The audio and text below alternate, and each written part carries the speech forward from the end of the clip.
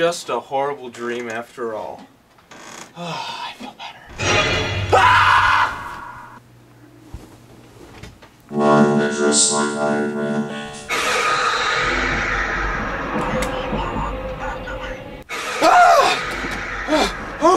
Okay, that's enough! I'll review the movie. Hellraiser Hellseeker. This movie is the worst Hellraiser movie ever to star Doug Bradley.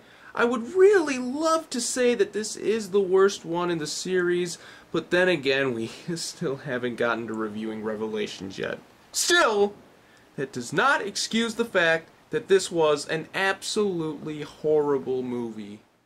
If you somehow thought Inferno wasn't bad enough and didn't make any sense, then you clearly haven't seen Hellseeker.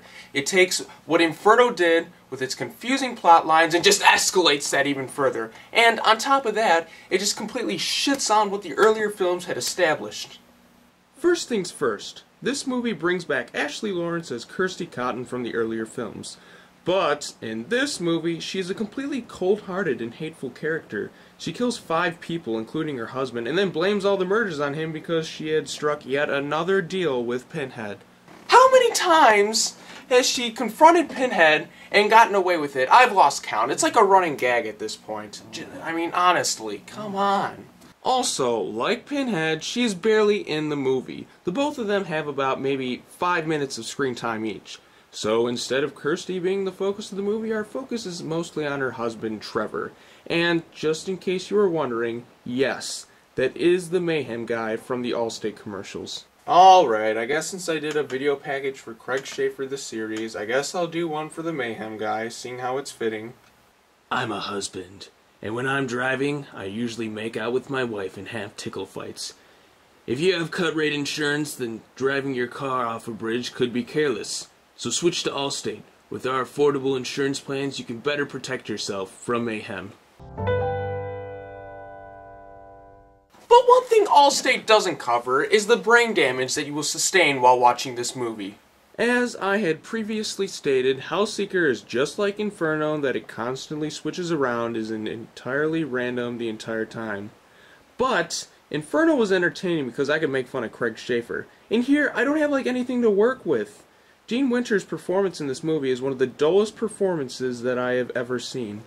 I mean, come on, man. Show some energy. Act like you give a shit. I mean, for crying out loud, you're just so bland. Just so boring. You're just meh. What can I work with? You're meh. Craig Schaefer, he was funny. He was terrible, but he was funny. You're just boring. You're the Mayhem guy. This is what you leave me with? What am I supposed to do? The movie never follows up on anything, and they pull the "it was all a dream" bullshit every 5 minutes. Why can't they just stick with an idea? The movie also looks like it was shot through piss vision, and what I mean is someone must have taken their urine and spread it over the lens of the camera when they were filming. I mean, show some color.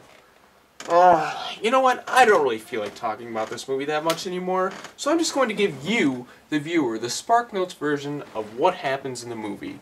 Because let's face it, people, it's not worth talking about. It's Hellraiser 6 Hellseeker. It's completely shitty. And does anyone really care?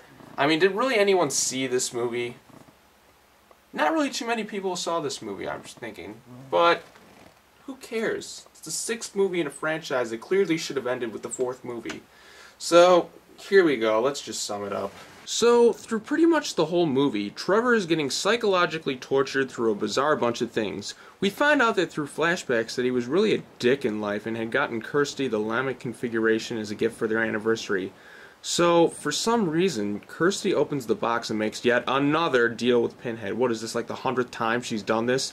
And so in exchange for her own life, she will bring Pinhead 5 souls. So, she kills 3 of Trevor's sex buddies, a guy from his office, and we find out that she actually killed Trevor in that Mayhem commercial from earlier by shooting him instead of their, tickle fight accident. Oh yeah, and apparently Trevor was really just a pawn in the scheme by Pinhead in order for him to finally get Kirsty to open the box and take her to hell. But once again, Pinhead lets her go because he's an idiot. You know something, Pinhead? Fuckface. You have had every opportunity under the sun to keep her in hell, and you blow it away every time. You're an idiot! I mean, she's right there. Don't listen to any more of her bullshit. Just do what you normally do to people that you take to hell. Dumbass.